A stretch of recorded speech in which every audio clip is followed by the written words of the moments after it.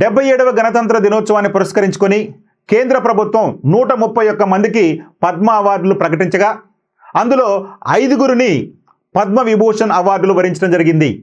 ఆ 5గురిలో ప్రముఖ హిందీ నటుడు ధర్మేంద్ర గారు ఉంటే, ఆ తర్వాత ప్రజా సంబంధాలలో విభాగంలో భాగంగా కేరళకు చెందినటువంటి కేటీ థామస్ గారు, అదేవిధంగా ఉత్తరప్రదేశ్కి చెందినటువంటి ఎన్ రాజం కళల విభాగంలోను, అదేవిధంగా కేరళ రాష్ట్రానికి చెందినటువంటి మరొక వ్యక్తి పి నారాయణన్ సాహిత్యం విద్యా రంగంలోను, అదేవిధంగా కేరళకే చెందినటువంటి మరొక వ్యక్తి విఎస్ అచ్యుతానందన్ ప్రజా సంబంధాల విభాగంలోనూ ఈ యొక్క పద్మ విభూషణ్ అవార్డులు పొందడం జరిగింది.